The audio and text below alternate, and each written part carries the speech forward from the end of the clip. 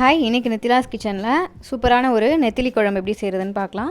நான் வந்து இன்றைக்கி ஒரு மண் கடாயில் செய்ய போகிறேன். அதுக்கு வந்து அதை சூடு பண்ணிவிட்டு அதுக்கப்புறமா தேவையான அளவு எண்ணெய் சேர்த்துக்கலாம். எண்ணெய் சூடானதும் அதில் வந்து கொஞ்சமாக கடுகு, கொஞ்சமாக வெந்தயம் சேர்த்துக்கலாம்.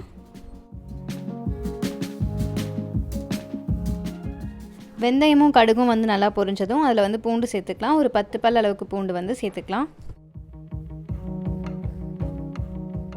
அதுக்கப்புறமா பொடியாக கட் பண்ண ஒரு வெங்காயம் சேர்த்துக்கலாம். கூடவே வந்து கொஞ்சம் கருவேப்பிலையும் சேர்த்துக்கலாம்.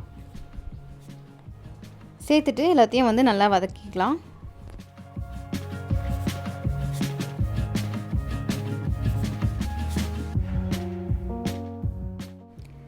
வெங்காயம் நல்லா வதங்கினதும் இதில் வந்து தக்காளி சேர்த்துக்கலாம். ஒரு தக்காளி பொடியாக கட் பண்ணி சேர்த்துக்கலாம். அதுக்கப்புறமா குழம்பு வைக்க ஆரம்பிக்கும் போதே ஒரு லெமன் சைஸ் அளவுக்கு புளியை வந்து தண்ணியில் உப்பு சேர்த்து நல்லா ஊற வச்சுருங்க.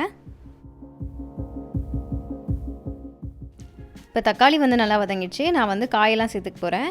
நான் வந்து ஒரு உருளைக்கிழங்கும் 2 கத்திரிக்காயும் எடுத்திருக்கேன். அதை வந்து இந்த மாதிரி கட் பண்ணிவிட்டு அதையும் சேர்த்துக்கலாம்.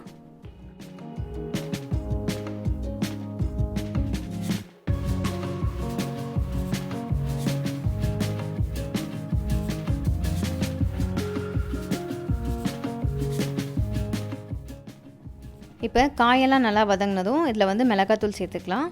நான் வந்து குழம்பு மிளகாய் தூள் எடுத்திருக்கேன். அதை வந்து நான் 3 ஸ்பூன் அளவுக்கு சேர்த்துக்கிறேன்.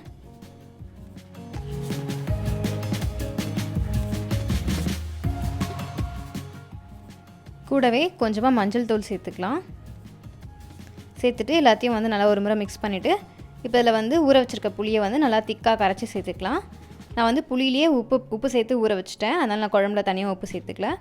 சேர்த்ததும் இப்போ இதில் வந்து தேவையான அளவுக்கு தண்ணி சேர்த்துக்கலாம்.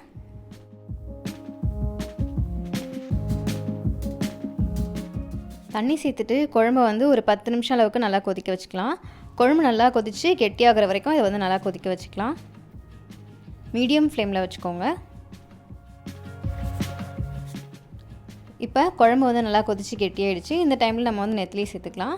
நான் கரெக்டாக நெத்திலி போடும்போது கேமரா வந்து ரொம்ப சூடாகிட்டு க்ளோஸ் ஆகிடுச்சு. ஆட்டோமேட்டிக்காக க்ளோஸ் ஆகிடுச்சு. அதனால நான் இதை வந்து ஸ்லோ மோஷனில் காட்டியிருக்கேன். நம்ம வந்து ஃபஸ்ட்டே நெத்திலி போட்டோம் அப்படின்னா அது வந்து தூள் ஆகிடும். அதனால் குழம்பு நல்லா கொதித்து கெட்டியானதும் கடைசியாக தான் வந்து நெத்திலி சேர்க்கணும். இப்போ வந்து நெத்திலி சேர்த்தாச்சு. நெத்திலி சேர்த்துட்டு ஒரு முறை மிக்ஸ் பண்ணிவிட்டு ஒரு 5 மினிட்ஸ் வரைக்கும் சிம்மில் கொதிக்க வச்சிடலாம். 5 மினிட்ஸ் வரைக்கும் கொதிச்சா போதும். இப்போ வந்து 5 மினிட்ஸ் ஆகிடுச்சு. இந்த டைமில் நம்ம வந்து ஸ்டவ்வை ஆஃப் பண்ணிடலாம். இப்போ வந்து சூப்பரான ஒரு நெத்திலி குழம்பு வந்து ரெடி ஆகிடுச்சு. இதை வந்து சுட சுட சாப்பாடோடு சேர்த்து சாப்பிட்டோன்னா ரொம்ப நல்லாயிருக்கும். நீங்களும் வந்து ட்ரை பண்ணி பாருங்கள். உங்களுக்கு இந்த ரெசிபி பிடிச்சிருந்ததுன்னா லைக் பண்ணுங்கள். நெத்திலாஸ் கிச்சனை சப்ஸ்கிரைப் பண்ணுங்கள். தேங்க்யூ.